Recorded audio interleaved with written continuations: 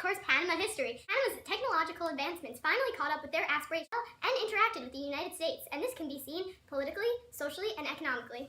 Panama was radically changing during the 1800s, all starting with the revolution from Spain. Mr. Green, how did Panama gain its independence?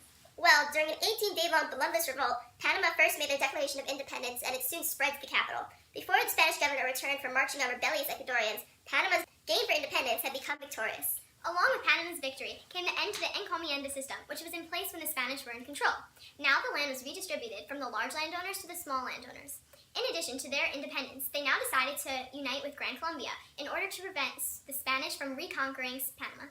Mr. Green, how is this similar to the U.S. gaining their independence? Good question. Well, this is similar to the United States because the United States gained independence from Great Britain. When solitary neglect was in place, the United States drafted their own Declaration of Independence.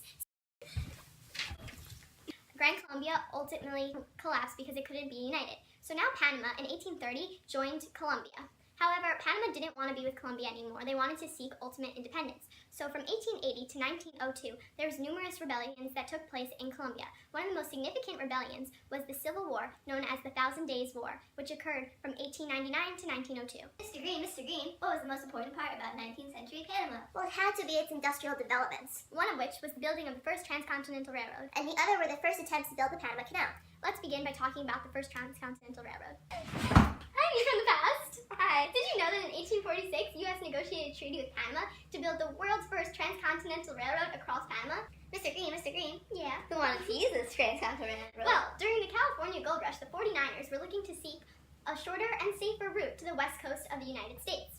This high demand from the 49ers led to the development of the railroad from the Kansas City Railroad Company. Mr. Green, Yeah? who built the transcontinental railroad? Well, in 1840, the United States imported its own labor force, which consisted of 3,000 Chinese immigrants and 4,000 other foreign labor workers. Fortunately, many of them died due to disease and injury in the process of building. Mr. Green, Yeah? what's another one of Panama's industrial developments? The French attempted to build the first canal across Panama. Frenchman Ferdinand de Lesseps had his sights set on building a bridge across the Americas. Mr. Green, Yeah? who is that? His career first began by building the Suez Canal in 1869 in Egypt. From his technological success, he decided that he thought he could now successfully build the Panama Canal. In 1880, hundreds more of Chinese immigrants came to help build the Panama Canal. Mr. Sam, yes. Did the French succeed in building the Panama Canal? No, they really didn't, because of their mountainous geography, which led to mudslides and flooding. This caused 20,000 workers or more to be killed. Another major cause of this, though, was probably due to the crash of, Compagnie Universelle des Canaux Interrompus. which supported the French construction of the canal and caused 80,000 private investors to be wiped out, and in 1889, it went bankrupt. So, if the French didn't build the canal, who did? Well, the U.S. soon took over the failed attempts of the French to build the canal. The United States was aware of the Civil War going on between Panama and Colombia. This was known as the Thousand Days War. Oh, was that like the U.S. had a civil war from 1861 to 1865?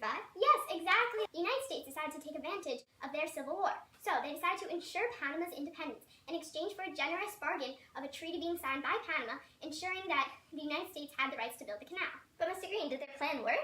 Yes, it did. On November 3rd, 1903, Panama officially gained its independence from Colombia.